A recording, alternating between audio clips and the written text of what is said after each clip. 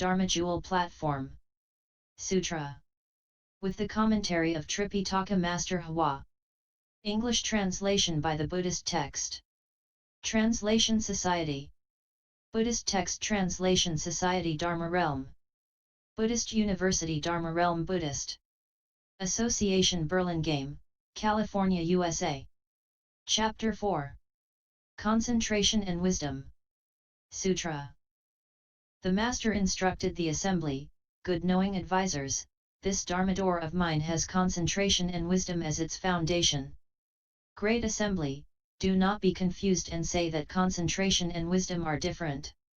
Concentration and wisdom are one substance, not two. Concentration is the substance of wisdom, and wisdom is the function of concentration. Where there is wisdom, concentration is in the wisdom.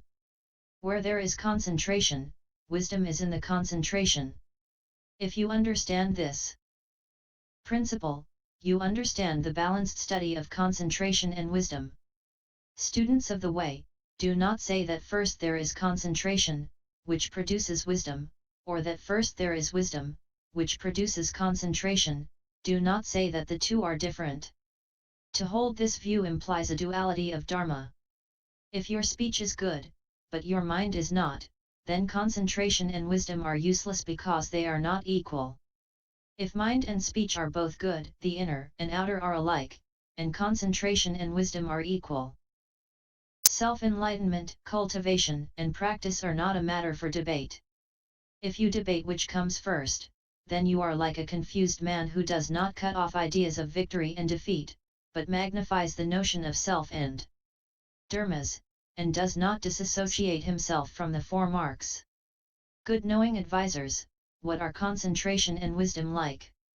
They are like a lamp and its light. With the lamp, there is light. Without the lamp, there is darkness. The lamp is the substance of the light and the light is the function of the lamp. Although there are two names, there is one fundamental substance. The Dharma of concentration and wisdom is also thus. Commentary. Concentration comes from holding precepts. With concentration, one can bring forth wisdom. Precepts, concentration, and wisdom are the three studies which have no outflows. If you wish to obtain concentration, you must begin by holding precepts. That is, all evil not done. All good respectfully practiced. The Sixth Patriarch said, although you are good knowing advisors, don't be attached and say that concentration and wisdom differ. In this sudden teaching Dharma-door of mine, concentration is wisdom and wisdom is concentration. Although there are two names, there is only one substance. What is the function of concentration? Concentration produces wisdom.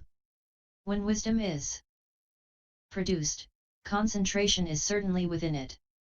If you understand that concentration and wisdom are one substance with two different functions, then you understand the balanced study of concentration and wisdom.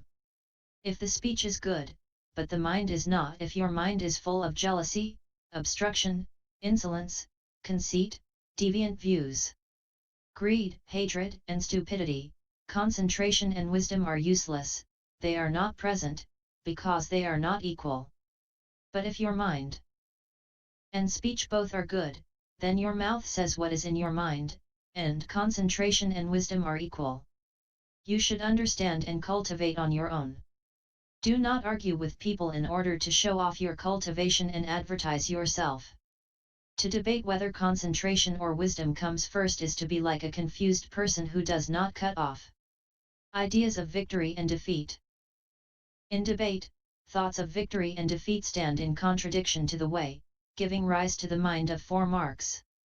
How can one obtain samadhi? Attached to the mark of self, others, living beings, and a life, how can you obtain samadhi? As soon as you argue, you have no concentration and, consequently, no wisdom. This is extremely stupid.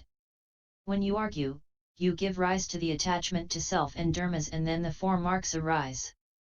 With attachment to self comes attachment to others, with attachment to others comes attachment to living beings, with attachment to living beings comes attachment to life.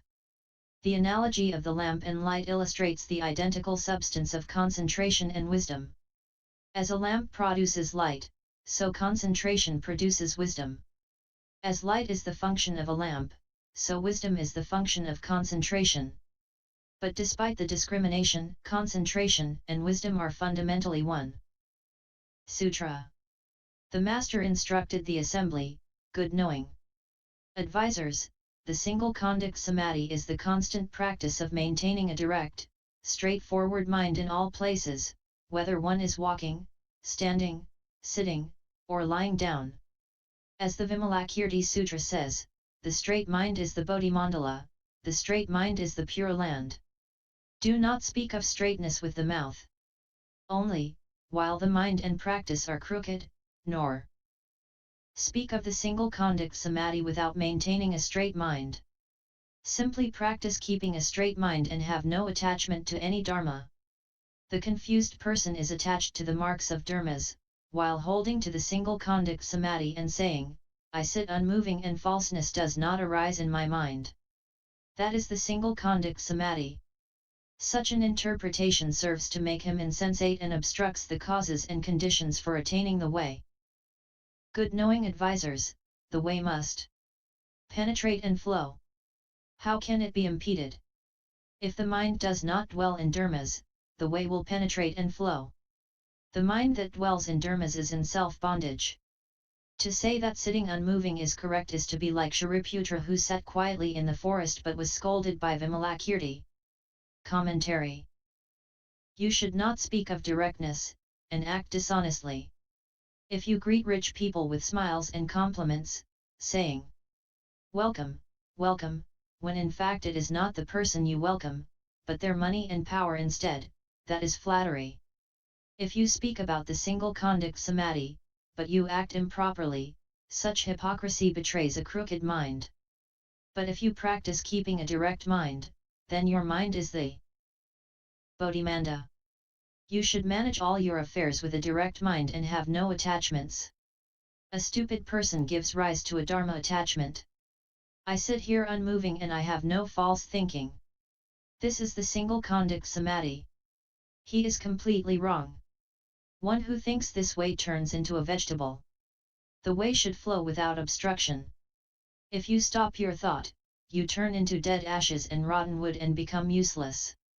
You should produce that thought which is nowhere supported, by attaching yourself neither to emptiness, to existence, nor to dharmas. Attachment to dharmas results in attachment to existence, and attachment to existence results in perishing in emptiness. But when you are unsupported, the way will circulate freely. The mind that dwells in dharmas is in self-bondage. If you get attached to the meditation dharma, and sit without moving, you tie yourself up and become a prisoner. Shariputra, the foremost of Shakyamuni Buddha's disciples in wisdom, sat in the forest, quietly meditating, but the layman Vimalakirti reprimanded him, saying, What are you doing? What use are you, sitting there like a corpse? Sutra. Good knowing advisors, there are those who teach people to sit looking at the mind and contemplating stillness, without moving or arising. They claim that it has merit. Confused men, not understanding, easily become attached and go insane. There are many such people. Therefore you should know that teaching of this kind is a great error. Commentary. The deluded person does not understand the principle.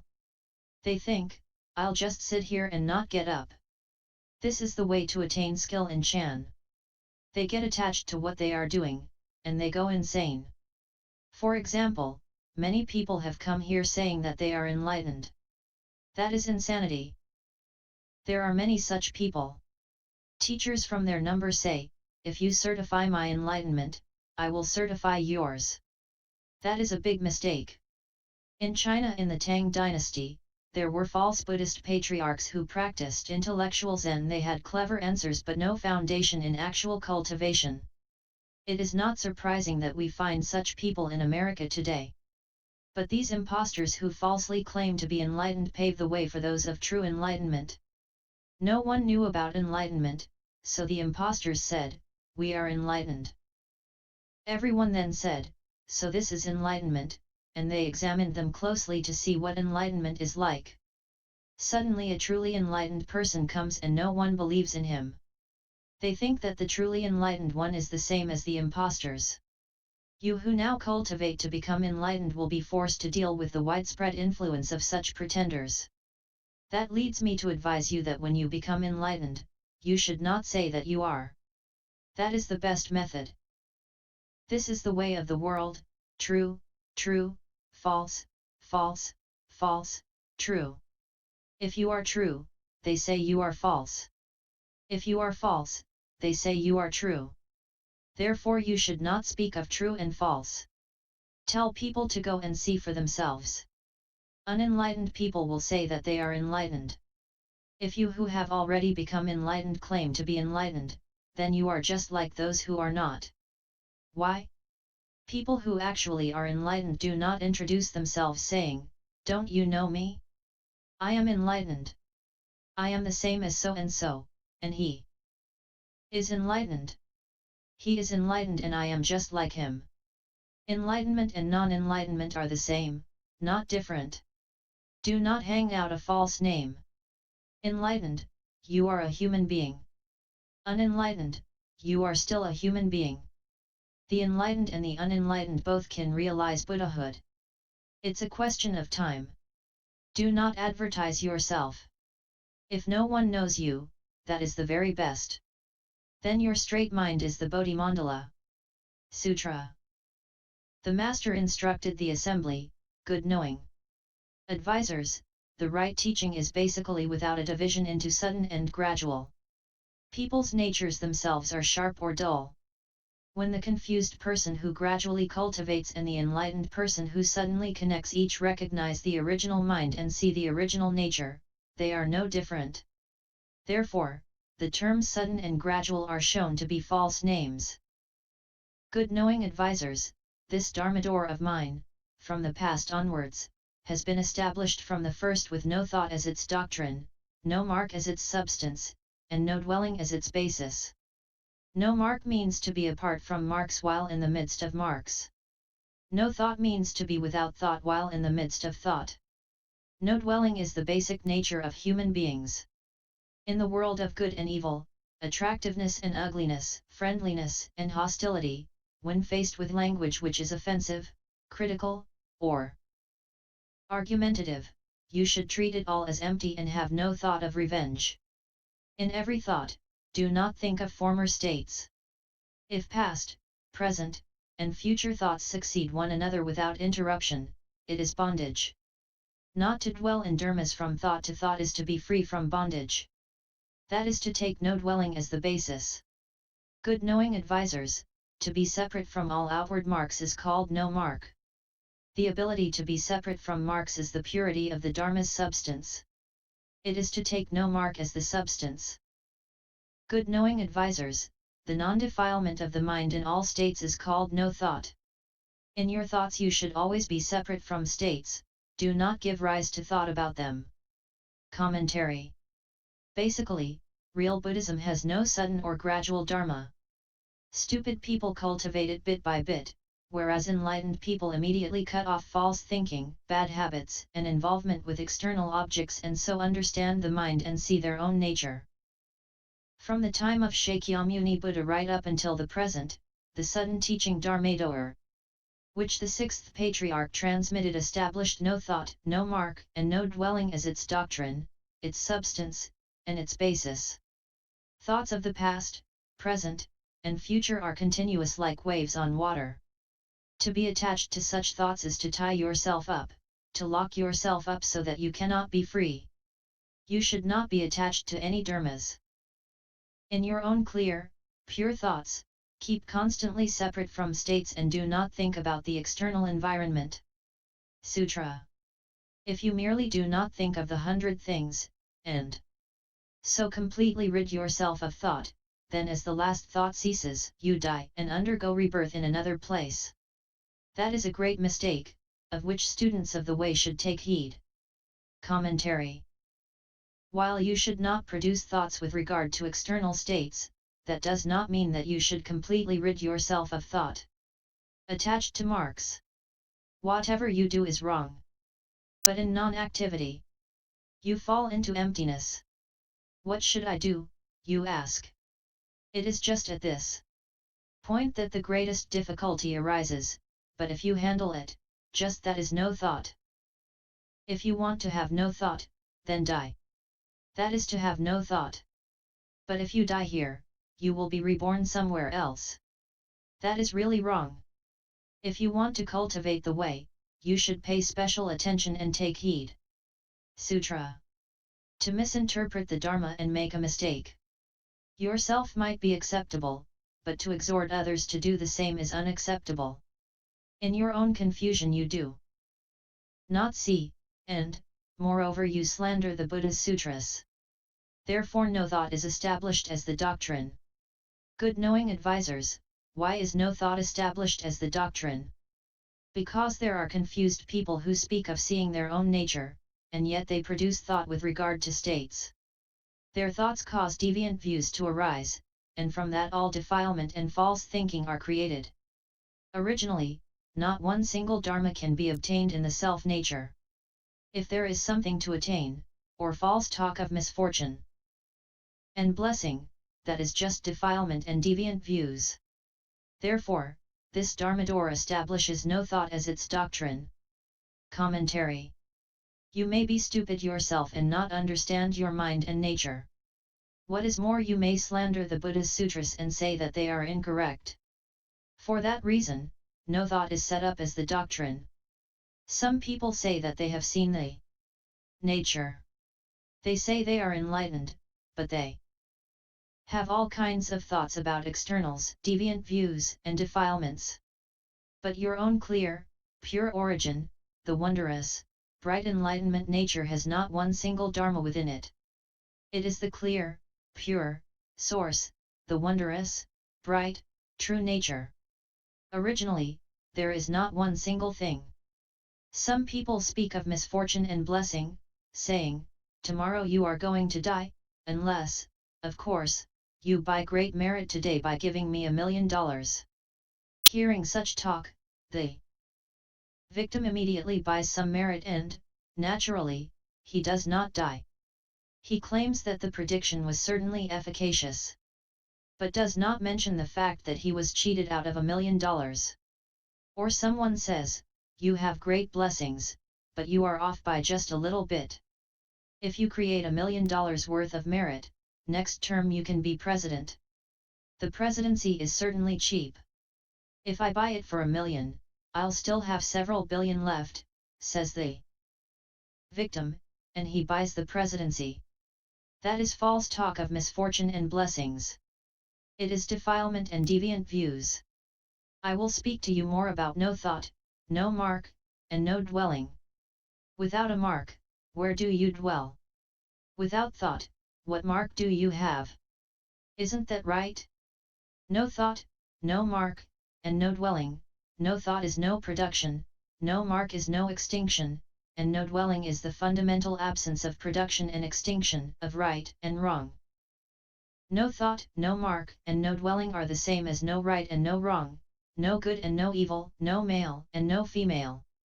Without deviant thought, how could there be male and female? This is truly marvelous. If you master this Dharma, there is no mark. Without the mark of self, who has sexual desire? Sexual desire is just a thought. Without thought there is no sexual desire and no mark of a self and no attachment. Is this anything but true freedom and true liberation? No thought, no mark, and no dwelling, no movement, no stillness, no right, no wrong, no male, no female, no good, no evil. This is extremely miraculous. You need only use no thought, no mark, and no dwelling. Without a body, where do you dwell? Right? This is wonderful. You should investigate it in detail. Sutra. Good knowing advisers, no means no what. Thought means thought of what? No means no two marks, no thought of defilement. Thought means thought of the original nature of true suchness. True suchness is the substance of thought, and thought is the function of true suchness. The true suchness self-nature gives rise to thought. It is not the eye, ear, nose, or tongue which can think. The true suchness possesses a nature and therefore gives rise to thought. Without true suchness, the eye, ear, forms, and sounds immediately go bad. Good knowing advisors, the true suchness self-nature gives rise to thought, and the six faculties, although they see, hear, feel, and know, are not defiled by the 10,000 states. Your true nature is eternally independent. Therefore, the Vimalakirti Sutra says, if one is well able to discriminate all dharma marks, then, in the primary meaning, one does not move. Commentary. The Patriarch addressed the assembly saying, good knowing advisors, all of you with wisdom, when I say no, what is not? When I say thought, what is the thought of? No means no 2 marks. Further, not even 1 mark. No thought means no thoughts of defilement, no defiled, improper, deviant thoughts of sexual desire. Thought means the thought of the true suchness inherent in each of us. This is the Tathagata store nature, the Buddha nature. You ask, then if there is no thought, is there no true suchness? No means no 2 marks, thought means thought of the truly such original nature. Thought arising from the truly such self-nature is true thought. The eye, ear, nose, and tongue cannot think. True suchness is the kind spoken of in Chapter 3, when your nature is present, the king is present, when your nature goes, there is no king. Although thought does arise and seeing, hearing, feeling and knowing do occur at the gates of the 6 organs, there is no attachment when you use your true suchness nature because there are no deviant thoughts. The true nature is eternally independent. Because of the function of true suchness, you are well able to discriminate all dharma marks. Even so, you are not attached to any state, and so in the final analysis you do not move. Notes 39. For further reference, see a general explanation of the Buddha speaks of Amitabha Sutra by Tripitaka Master Hwa, the Buddhist Text Translation Society, San Francisco, 1974. 40. The 5 Buddhist schools each take a different approach to cultivation. The 5 are Chan, secret, Vinaya, teaching, and Pure Land. The Pure Land sect is associated with the recitation of the name of the Buddha Amitabha in order to obtain rebirth in the Western Paradise, the Pure Land of Amitabha according to the teaching of the Amitabha Sutra. 41. I.e., the opposite of the 10 evils. 42. Avalokiteshvara Bodhisattva, more well known by the Chinese, Quan Shi Yin, contemplator of the world's sounds, is the Bodhisattva of great compassion. He stands to the left of Amitabha Buddha. Mahasthama Prapta, the Bodhisattva who has attained great might, stands on Amitabha Buddha's right. The 3 are known as the 3 sages of the Western Paradise. End PFS 004.